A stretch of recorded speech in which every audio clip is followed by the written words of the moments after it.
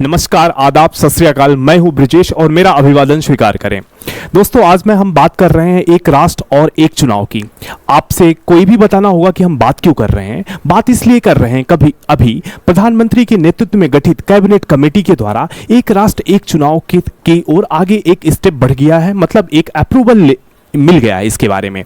तो अब हम बात करते हैं क्या एक लॉन्ग डिबेट चल रही थी हमारे यहाँ एक राष्ट्र एक चुनाव का, तो क्या वो साथ साथ होने जा रहा है, उसके पीछे क्या कानूनी जो दिक्कतें आएंगी, अड़चने आएंगी, उसका क्या होगा, और ये बातें कब से रही हैं, तो इसकी बात करें तो एक राष्ट्र और एक चुनाव एक कोई अभी की बात नहीं है। ये 2014 में जब मोदी जी आते हैं तभी से था, और अभी 2014 के जो जनरल इलेक्शन में उनका प्रमुख एजेंडा था ये। तो अब बात करते हैं क्या एक राष्ट्र और एक चुनाव ये भारत में पहली बार होने जा रहा है, तो जी नहीं, बिल्कुल नहीं। हम जब से आज़ाद हुए, आज़ादी के बाद हमारा जो पहला इलेक्शन 1951-1952 का हुआ था, उसमें भी हमारे पास एक राष्ट्र एक चुनाव था। 51-52 के बाद हमारा नेक्स्ट इलेक्शन हुआ 57 में भी हम इसी तरीके से एक राष्ट्र और एक चुनाव की ओर थे। एक राष्ट्र एक चुनाव का मतलब ये होता है कि लोकसभा मतलब जो केंद्र का आम चुनाव है और उसके साथ ही राज्यों के विधानसभा का चुनाव एक साथ होते थे। न केवल पहला हमारा चुनाव, पहला आम चुनाव 51-52 का, 1957 का, फिर उसके बाद 1962 में चुनाव होता है, फिर उसके बाद 1967 में चुनाव होता है। मतलब हम आज़ादी से 51-52 से लेके 1967 तक हम एक राष्ट्र एक चुनाव के ही कॉन्सेप्ट पे चल रहे थे। फिर कुछ ऐसी परिस्थितियां आई, राज्यों के चुनाव के राज्यों में एक साथ कई त्रिशंकु विधानसभा बनने लगी। तो इस परिस्थितियों में और लॉ कमीशन की 175वीं रिपोर्ट में कहा गया कि जो चुनाव का जो कार्यकाल है उसको 5 वर्ष कर दिया जाए। इस आधार पे फिर जो आज हम देख रहे हैं आधुनिक व्यवस्था, जिसमें हम केंद्र सरकार के जो आम चुनाव होता है उसको और राज्य सरकार के विधानसभा के चुनाव को अलग अलग रूप में देखते हैं। अब इसके बाद अब तक तो यही चल रहा है, आप इसी से परिचित होंगे। अभी इसके लिए आगे कदम उठाया गया। अब हम इसके डिटेल में बात करेंगे कि आगे इसकी कदम से कहां से स्टार्ट हुआ। तो दोस्तों, इसके लिए एक हाई लेवल कमेटी बनाई गई और एक कमेटी की अध्यक्षता कर रहे थे हमारे भारत के महामहिम पूर्व राष्ट्रपति कोविंद जी। और कोविंद जी के साथ एक बहुत लंबी टीम थी जिसमें बहुत सारे जो विधिवेत्ता और उन लोगों को सम्मिलित किया गया। जब बात आती है कि इसकी स्थापना कब हुई थी, तो इसकी स्थापना होती है इस समिति की बात 2 सितंबर 2023 को इस कमेटी को क्या किया जाता है, स्थापित किया जाता है। और 14 मार्च को ये अपनी रिपोर्ट सबमिट करते हैं। और जब बात आती है कि इस समिति में 191 दिनों 191 दिनों तक ये विशेषज्ञों के साथ एक डिस्कशन लॉन्ग डिस्कोर्स के बाद ये 18,000 प्लस पन्नों की रिपोर्ट देते हैं। और उस रिपोर्ट में ये सहमति दर्ज की जाती है, जिसमें राज्यों के द्वारा भी सहमति ली जाती है। इस सहमति पे आते हैं कि एक राष्ट्र और एक चुनाव की तरफ हम आगे बढ़ा जाए। अब बात करते हैं कि इसमें प्रमुख जो रिकमेंडेशन है उसकी बात कर लेते हैं कि इसमें प्रमुख रिकमेंडेशन के रूप में क्या आती है। तो इसमें प्रमुख रिकमेंडेशन ये आती है कि 2 चरणों में चुनाव कराया जाए। 2 चरणों में चुनाव कराने का तात्पर्य, पहला जो चरण होगा हमारा वह उसमें भारत का जो आम चुनाव होगा, मतलब केंद्र सरकार के साथ साथ सभी राज्यों के विधानसभा का चुनाव कराया जाए। तो पहला जो रिकमेंडेशन होगा, पहला चरण जो लोकसभा और विधानसभा के चुनाव को एक साथ कराने की बात की गई। और उसके बाद जो दूसरे चरण की बात होती है, उसमें जो दूसरे चरण में स्थानीय निकायों के चुनाव को कराने की बात की जाती है। बातें हुई कि जो हम पहला चरण कंप्लीट करने के बाद, मतलब सभी लोकसभा, सभी भारत का आम चुनाव और राज्य के विधानसभा चुनाव को कराने के बाद हम विद इन 100 डेट मतलब 100 दिवस के अंदर ही हम क्या करना पड़ेगा, हमको स्थानीय निकाय का चुनाव भी हम कराएंगे। स्थानीय निकाय हमारा कहने का मतलब यहां पे होता है पंचायती राज सिस्टम और म्युनिसिपैलिटीज, नगर निकाय और पंचायती राज के चुनाव एक साथ कराने में। इस तरीके से भारत की जो एक तरीके से डेमोक्रेसी में त्रिस्तरीय सिस्टम है, जिसमें हम देखते हैं आम चुनाव के रूप में लोकसभा का चुनाव होता है, राज्य विधानसभाओं का चुनाव, और जो हमारा स्थानीय निकाय है उसमें पंचायती राज और नगर निकाय मतलब म्युनिसिपैलिटीज के चुनाव एक साथ कराने की बात की गई है। तो पहला रिकमेंडेशन हुआ कि हम पहली बार क्या कराएंगे, सभी राज्यों और केंद्र सरकार का चुनाव एक साथ कराएंगे, फिर 100 दिवस के बाद हम उसमें स्थानीय निकाय को भी शामिल कर लेंगे। अब दूसरी बात होगी कि इसके लिए हमको क्या जरूरत पड़ेगी, तो इसके लिए जरूरत पड़ेगी, एक हमारे लिए क्या होना चाहिए, एक हमारे लिए वोटर लिस्ट होनी चाहिए। इसकी बात ये बात आई कि इसमें हमको जरूरत मुख्य रूप से क्या पड़ेगी, तो हम एक वोटर लिस्ट होनी चाहिए। वोटर लिस्ट क्या होनी चाहिए, सिंगल होनी चाहिए, जिसमें सभी केंद्र और राज्य के लिए एक ही वोटर लिस्ट बनाई जाए। और दूसरी क्या रिकमेंडेशन, इसी में वोटर लिस्ट बनने के साथ साथ सबको वोटर आईडी कार्ड भी बने। ये वोटर आईडी कार्ड क्या हो, सिंगल हो, सभी के पास एक सिंगल वोटर आईडी कार्ड भी बनाया जाए। ये मुख्य बातें हुई। और इसमें एक प्रश्न सबसे बड़ा ये उठता है कि अगर किसी भी विधानसभा में त्रिशंकु विधानसभा हो जाती है, जब त्रिशंकु विधानसभा हम कहते हैं तो त्रिशंकु विधानसभा मतलब हंग असेंबली, कहने का मतलब कि वहां पे किसी पार्टी का बहुमत ना हो, या तो बहुमत ना हो किसी पार्टी का, गठबंधन की सरकार चल रही हो और वो गठबंधन वापस ले लेते हैं, या तो एक केस ही हो सकता है। या समझ लीजिए किसी अगर राज्य में इन बिटवीन मतलब 5 साल के पहले ही किसी राज्य में विपक्षी दल के द्वारा अविश्वास प्रस्ताव पास हो जाए, मतलब नो कॉन्फिडेंस मोशन पास हो जाए, तब उस स्थिति में क्या होगा, यह सबसे बड़ा प्रश्न चिन्ह था। कि अगर हम एक साथ तो चुनाव कराते हैं, पर यह जरूरी नहीं कि भारत के सभी राज्यों और जो क्या है केंद्र शासित प्रदेश हैं जिसमें विधानसभा के साथ विथ लेजिस्लेचर, उनमें पूरा कार्यकाल चले ही। इन केस अगर हंग असेंबली हो जाती है तो उसमें क्या किया जाएगा, तो इस समिति की रिकमेंडेशन थी कि in case of hung assembly होती है, मतलब त्रिशंकु विधानसभा होता है, कि कहीं पे अविश्वास प्रस्ताव पास होता है, तो उस केस में क्या होगा,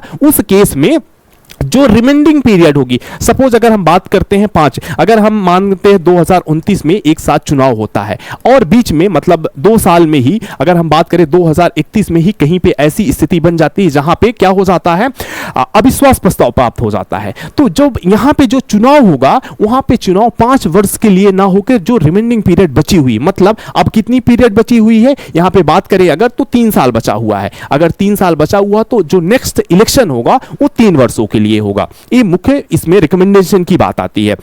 ये बात हुई। अब ये जो पहला फेज है, बात करें हैं कि जो पहला चरण है लोकसभा और विधानसभा चुनाव, इसमें अगर बात करें तो अब इस तो सिस्टम लागू करने के लिए बहुत सारे संवैधानिक संशोधन करने पड़ेंगे। इसमें बात है एक समिति की रिकमेंडेशन के अकॉर्डिंग 18+ संविधान संशोधन करना पड़ेंगे। अब जो प्रमुख अड़चन देखी जा रही है वो हमारे दूसरे चरण में देखी जा रही है। जो प्राथमिक चरण के चुनाव है उसमें अड़चन नहीं है, उसमें प्रमुख ऐसे संवैधानिक संशोधन नहीं है। संवैधानिक संशोधन अगर की बात करें कॉन्स्टिट्यूशनल अमेंडमेंट की, तो ये दिक्कत तब बन जाती जहां पे विशेष बहुमत की मांग होती है। अगर हम विशेष बहुमत की बात करते हैं तो विशेष बहुमत का मतलब यहां पे आधे से अधिक राज्यों का समर्थन। तो अगर इस केस में केंद्र सरकार के पास या वर्तमान सरकार के पास ये चुनौती बन जाती है। पर अगर बात करें तो अगर इस केस में अगर हम बात करते हैं तो वर्तमान की अगर परिस्थिति देखें तो वर्तमान में जो बीजेपी गवर्नमेंट को देखते हैं, मतलब एनडीए लेड गवर्नमेंट है, तो भारत में अगर 28 राज्यों की बात करें तो 28 राज्यों में वर्तमान में 19 की बात करें, 19 राज्यों में क्या है, एनडीए की गवर्नमेंट है, नेशनल डेमोक्रेटिक अलायंस, जो वर्तमान में केंद्र सरकार की है। तो इसमें एक बहुत बड़ी चुनौती नहीं होती है कि सभी राज्यों से, क्योंकि अगर हम बात करते हैं कि विशेष बहुमत के लिए आधे से अधिक राज्यों की, जब हम आधे से अधिक राज्यों की बात करें तो मतलब यहां पे कितना 15 राज्यों का ही हमको क्या चाहिए, समर्थन चाहिए किसकी, विशेष बहुमत के लिए। पर ये तो हमें सेकंड स्टेज होगा जो हमारा, जैसे हमने बात किया 2 स्टेज की बात हो रही ना, तो जो सेकंड चरण में जरूरत पड़ेगी, क्योंकि यहां पे जैसे आर्टिकल 324A ऐसे अनुच्छेदों के लिए हमको विशेष बहुमत की जरूरत पड़ेगी। पर जब हम बात करते हैं पहले चरण का मतलब राज्य विधानसभा और केंद्र सरकार का चुनाव एक साथ कराने में, तो यहां पे कोई विशेष अड़चन नहीं है। यहां पे जो संवैधानिक संशोधन होंगे वो विशेष बहुमत की जरूरत नहीं है, वहां पे आम सहमति, मतलब हम देखेंगे तो सिंपल मेजोरिटी के साथ ही संशोधन हो जाते हैं।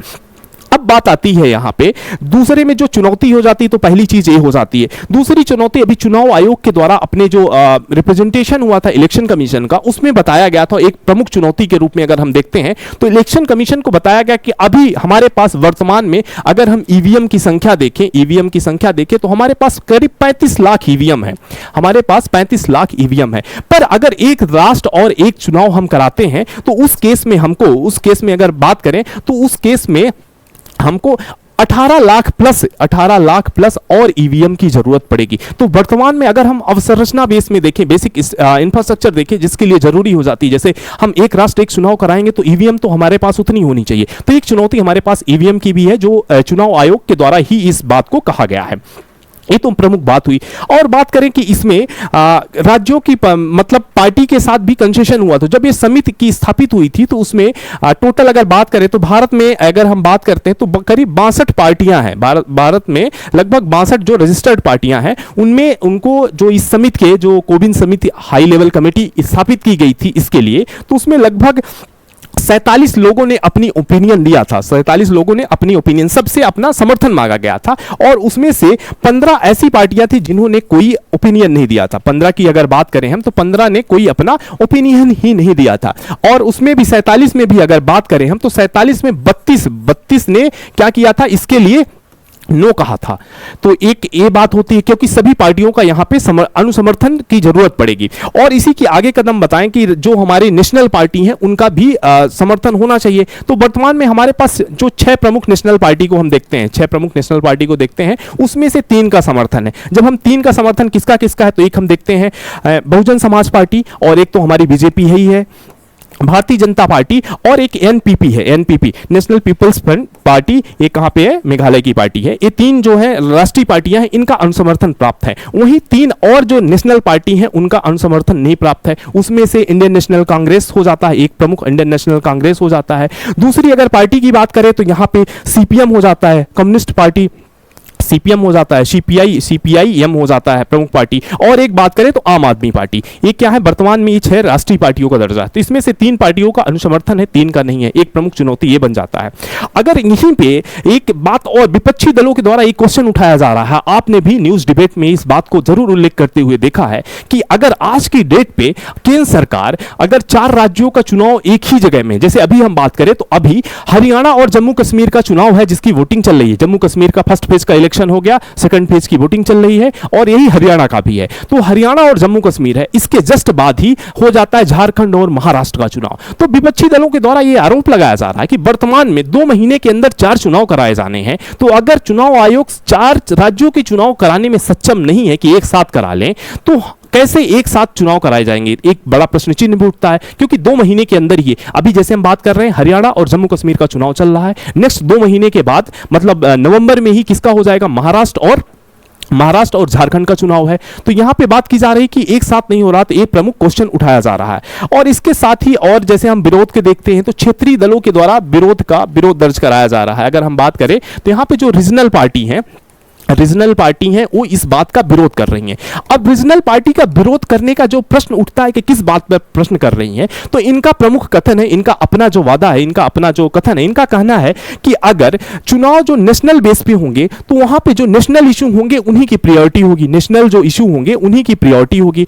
और जो नेशनल इशू की प्रायोरिटी होने से जो अपने स्टेट के अपने जो इशूज है उसकी बात नहीं की जाएगी। और साथ में जो वर्तमान केंद्र सरकार है उसके द्वारा ये देखा जाता है कि डबल इंजन सरकार का वादा किया जाता है कि डबल इंजन, ट्रिपल इंजन की बात की जाती है। तो अगर ऐसा होगा तो क्षेत्रीय दलों का इसमें नुकसान होगा। ये बहुत महत्वपूर्ण बात हो जाती है।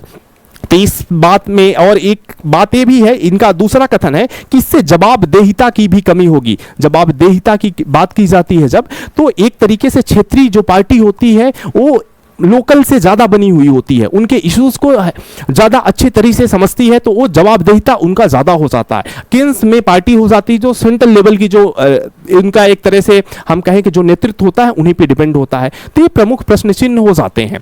और बात आ जाती है जब इसके आगे हम बात करें कि इसमें आगे लाभ क्या होता है, तो इसमें लाभ के बारे में भी बात किया जा रहा है। तो यहां पे तो हमने बात कर ही लिया कि संसद के दोनों सदनों से पास करना होगा और विशेष बहुमत का मतलब आधे राज्यों से अनुसमर्थन लेना होगा। तो इसमें ये बात तो हो गई आप पे। और साथ में इसके साथ साथ हमको जो पीपल रिप्रेजेंटेशन एक्ट 1951 है, जन प्रतिनिधित्व अधिनियम 1951, उसमें भी बदलाव करना होगा और सामान्य में जागरूकता बढ़ाना होगा। अगर बात करें तो इसमें महत्वपूर्ण सबसे बड़ा लाभ हो जाता है कि हमारे खर्च में कमी होगी। हाँ, ये बिल्कुल सही बात है कि आज के डेट पे अगर हम इलेक्शन कमीशन के जो खर्च के ऑफिशियल आंकड़े की भी बात करते हैं तो भी आपके प्रश्न चिन्ह खड़ा हो जाता है। तो ये बिल्कुल सही बात है, एक राष्ट्र और एक चुनाव होने से खर्च की कमी होगी। अगर इसकी बात करें तो सेंटर फॉर मीडिया स्टडीज की रिपोर्ट है, अगर हम बात करें यहां पे तो सेंटर फॉर मीडिया स्टडीज की रिपोर्ट है, उसका जिक्र करते हैं। सेंटर फॉर मीडिया स्टडीज की रिपोर्ट की बात करते हैं, ये चुनाव पे हो रहे खर्चों के बारे में एक डिटेल रिपोर्ट जारी किया है। तो इसने कहा है कि 1951-52 की इसने बात किया है, जब हमारे जो पहला चुनाव हुआ था 1951-52 में, उस समय की जब इन्होंने खर्च की बात किया था, तो उसमें अगर बात करें तो 68 चरणों में पहली जो बात हुआ था, तो 68 चरण में चुनाव हुए थे और टोटल खर्च बात करें तो 10.5 लाख करोड़ रुपए खर्च हुए थे, उस समय की बात करते हैं। अब आ जाते हैं 2019 में, लास्ट दो पिछले चुनाव की बात करते हैं। अगर 2019 का हम खर्च की बात करें तो 2019 के इलेक्शन की अगर जहां तक खर्च की बात आती है तो ये हो जाता है 50,000 करोड़। यहां पे कितना होता है? 50,000 करोड़, 50,000 करोड़ का खर्च होता है। और फिर अब बात कर लेते हैं जो लेटेस्ट हमारा जो लेटेस्ट अभी चुनाव हुआ 2024 की बात करते हैं। इसके देखने पे आप देखेंगे कि इन्फ्लेशन रेट क्या बढ़ रहा है, इन्फ्लेशन रेट से ज्यादा भी बढ़ रहा है। मतलब ये कितना हो जाता है? 1,35,000 करोड़, 1,35,000 करोड़ का खर्च हो जाता है। आप देखिए 5 साल में क्या इन्फ्लेशन रेट इतनी बड़ी, पर चुनाव का खर्चा इतना बढ़ रहा है। और केवल खर्चे की ही बात नहीं है, यहां पे आए दिन जब चुनाव होता है तो उस चुनाव में पूरी मशीनरी, केंद्र सरकार की पूरी मशीनरी, राज्य सरकार की पूरी मशीनरी इन्वॉल्व होती है। जैसे आपने देखा टीचर्स की ड्यूटी लगती है, लोकल जो ऑफिशियल्स होते हैं उनकी ड्यूटी लगती है, और इस दिनों में जो डेवलपमेंटल कार्य होते हैं वो भी प्रभावित होते हैं, क्योंकि कहीं भी अगर चुनाव होता है तो आचार संहिता लागू होती है। आपको पता ही है, आचार संहिता लागू होती है। जब आचार संहिता कहीं पे लागू होती है तो वहां पे कोई भी न्यू डिसीजंस न्यू परिस्थिति के अनुसार नहीं लिए जाते हैं। तो इस तरीके से जो हमारा चुनाव है वो पूरी तरीके से चुनाव ओरिएंटेड ही रह जाता है 5 वर्ष में। तो एक महत्वपूर्ण कदम होगा, पर देखने की बात ये हो जाती है कि क्या यह कब तक लागू होगा, ये वास्तविकता में कब आएगा, ये प्रमुख प्रश्न चिन्ह हमारे उठता है। क्योंकि अभी हाल ही में आपने देखा कि हमने महिला विधेयक भी पास किया, संसद में महिला कानून बन चुका है, महिला आरक्षण कानून बन चुका है। बनने के बाद कुछ दिन तक मीडिया में बहुत अच्छा था कि बहुत लोगों ने इसकी वाहवाही की बात की, पर ये लागू कब तक होगा? अगर बात करें कि उसके बाद 4 चुनाव हो चुके हैं महिला आरक्षण के, पर लागू नहीं हुए। उसके लिए बात किया जा रहा है कि कब लागू होगा, पहले क्या होगा, पहले हमारे पास सेंसस के डाटा आएंगे, जब डाटा सेंसस होगी, नई सेंसस के डाटा आएंगे, उसके बेस पे फिर हम क्षेत्रों का वर्गीकरण करेंगे, तब लागू होगा। मतलब एक अभी 2030-34 कब लागू होगा महिला आरक्षण का पता नहीं। इसी तरीके से एक राष्ट्र एक चुनाव भी हम आशा नहीं यही करते हैं कि जल्द लागू होगा और जो सभी समस्याओं और चुनौतियों का एड्रेस करते हुए एक सार्वभौमिक रूप से ये सबके लिए बेनिफिशियल और एक अच्छा होगा। तो इस तरीके से जो कुछ प्रमुख बातें थी उसको हमने आपके समक्ष रखना, और आप इस पे अपनी राय जरूर दीजिएगा। इसी के साथ मैं अपना आज का ये सेशन यहीं पे समाप्त करता हूं। Thank you so much.